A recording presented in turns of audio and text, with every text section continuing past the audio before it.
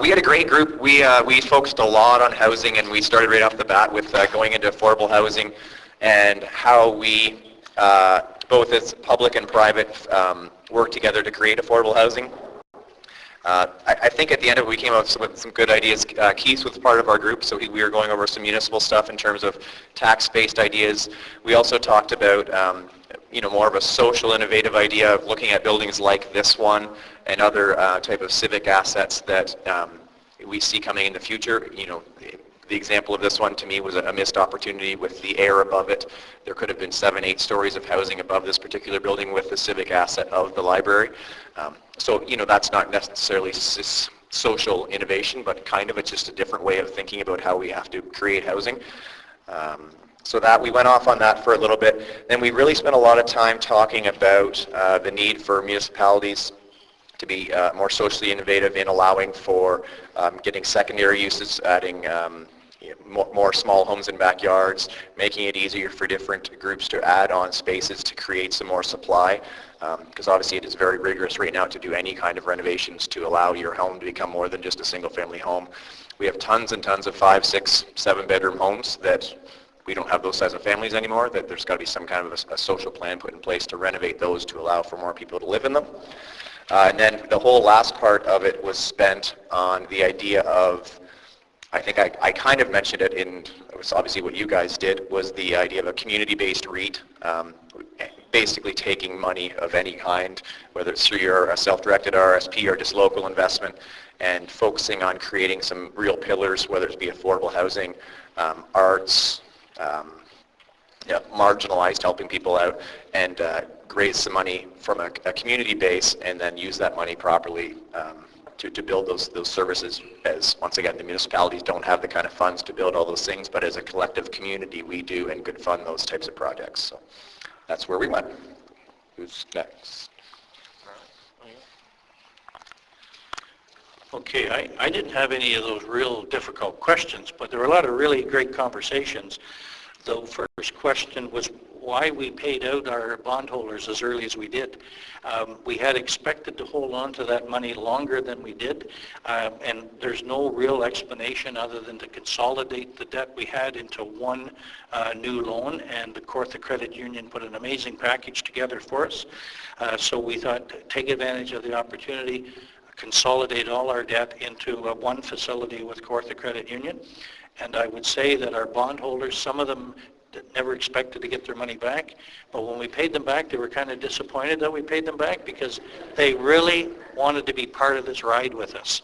And I think that was some of the disappointment. Questions about the REIT as well, Paul, and I said, go talk to that guy over there.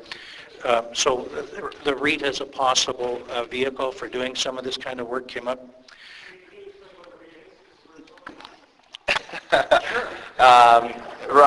REITs are, to me, one of the big reasons why real estate's gone up so much.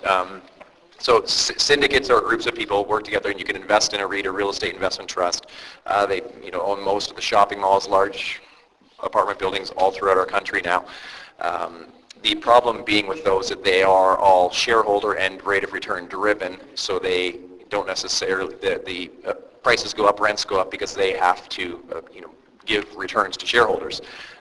The problem being they're all now deemed, I guess they're called alternative funding solutions, so any of us can go invest in these REITs and try and make a rate of return.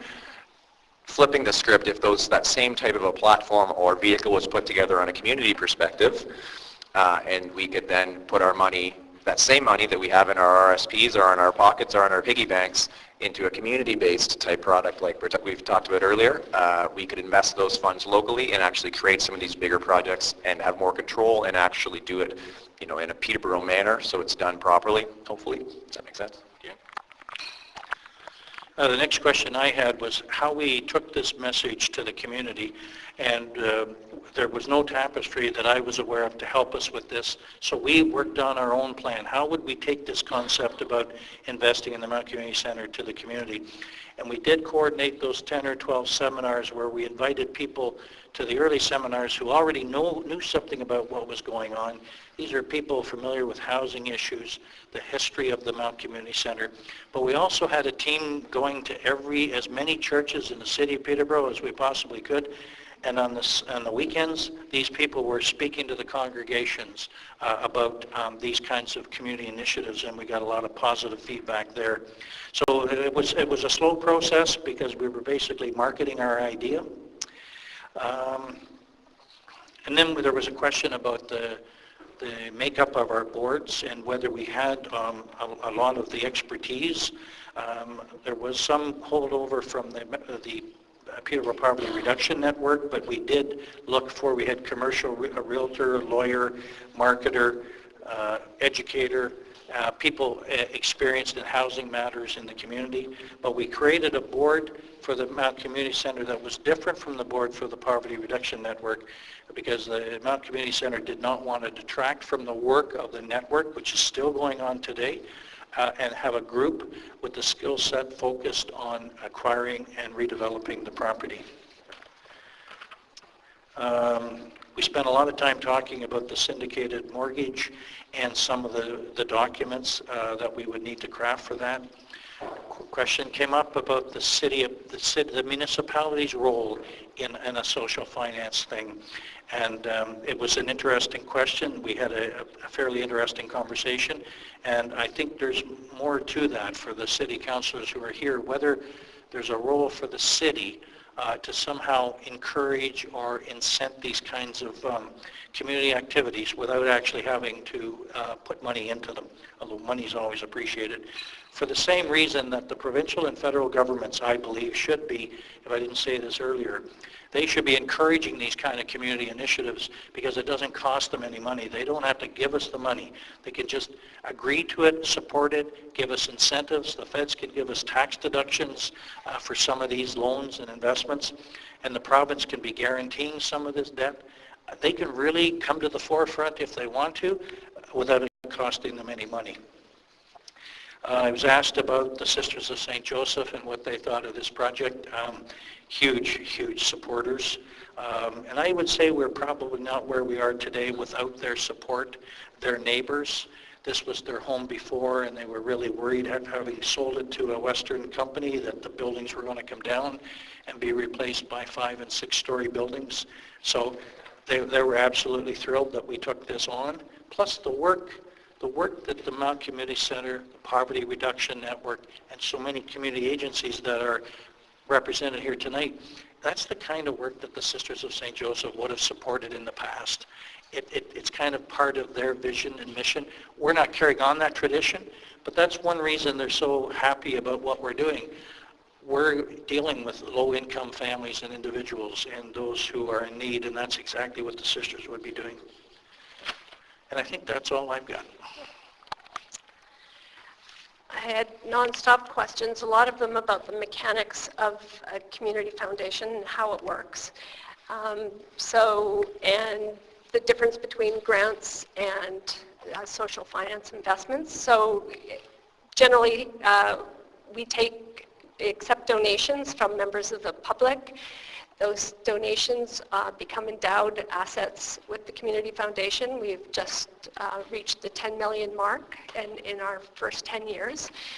The donation, people either set up their own funds that they advise us how they would like to see those funds granted, or people contribute to funds that are open to anybody to donate to. We are constrained, we have to work with registered charities, so we can only grant to registered charities, and the same with our any social finance investment would also go to registered charities. The difference would be the grants are money that we give to you, and that's it. The social finance, we would expect a return on our investment of some nature. The only social finance fund project we've done to date are the two with the Mount.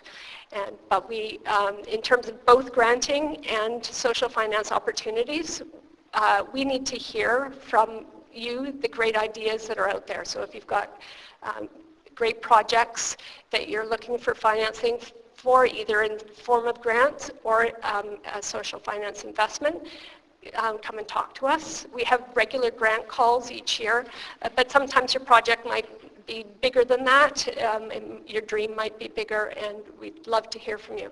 We also want to hear from donors, and we provide a matchmaking service in many cases. We have a whole stable of donors that we work with, and we know what their interests are, and sometimes somebody will come in and say, well, I want to do X, and we say, we have just the donor we'd like to introduce you to.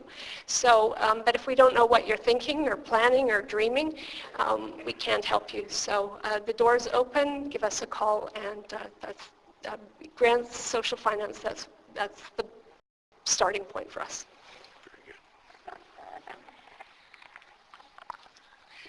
Some of the questions that I had posed to me, a lot of it was obviously around housing, a lot of not-for-profit or co-housing. Co-housing projects, I don't know how familiar people are in the room with respect to that, but there's been, I think, a larger question, I think, revolving around that type of projects. I've seen a couple of them in the Peterborough area, and the co-housing essentially is almost like a hub, and I know the Mount is looking at a possible model for something in their location as well, where essentially you have a group of citizens that are in their own individual pods or units or apartments, and they share a common space. So that is a project I'd certainly like to learn a little bit more about. I've seen more of that coming about.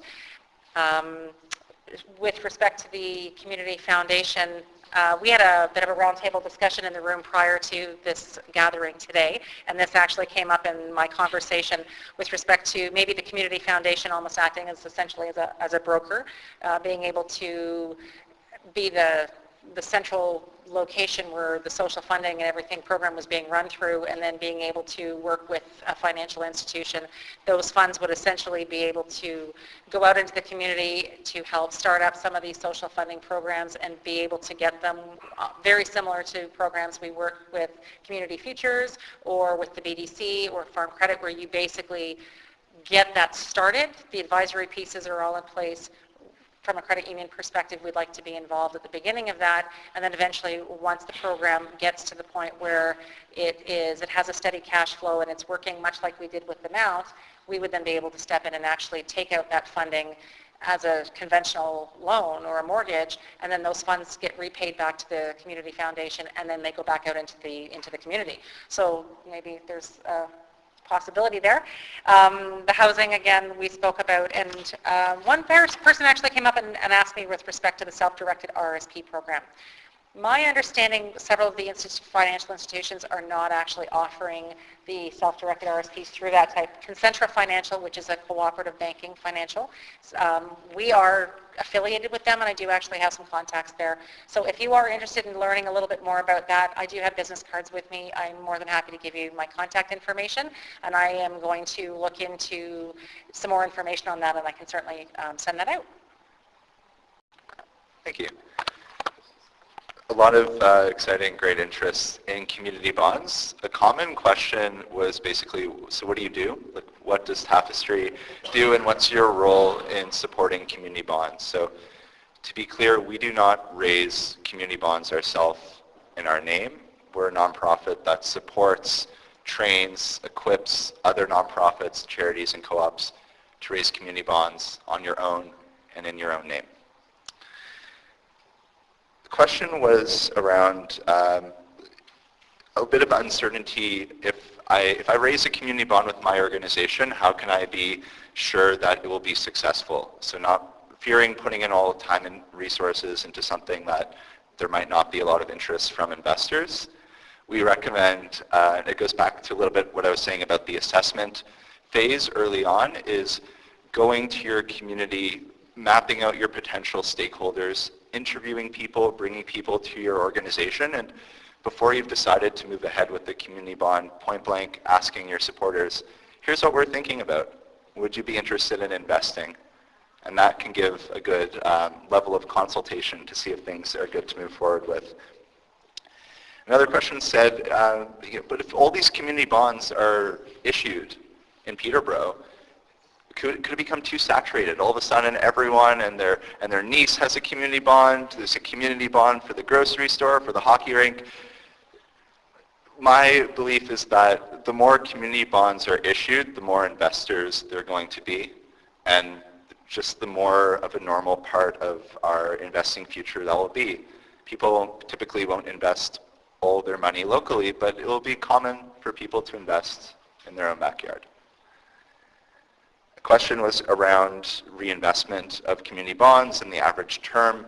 Something to point out is that 75% of investors choose to keep their money in the organization. So Steve mentioned we paid people back early. Some good things about that, some bad things about that. We found that with the other bond raises we've supported, when the term comes due, people say, 3/4 of people say, I'd like to keep my money and help you finance the next project or the next initiative. People said, I love community bonds. How can we learn more? What else is out there? On our Tapestry website, we have different templates, tools, a lot that we're still exploring with to help you learn about community bonds. We also offer workshops and different types of project support. So if you are interested, please come speak with me. An example of something we're working on is that in the fall we launched something called Tapestry Bond Camp. And it's essentially a boot camp. It's New Year's resolutions, but for community bonds. Because for the past year, I've been speaking with different groups across Ontario who are all very excited and motivated to launch bond campaigns. But the actual business plans or definitions of the projects and the team just need a little bit of help and support, which is okay. So Bond Camp is a 4-month program where we provide some grant funding to organizations and coaching support and workshops. And I'm really happy to announce that out of the 3 organizations that we selected from applicants across Ontario, one of them is one of Peterborough's very own Yes Shelter.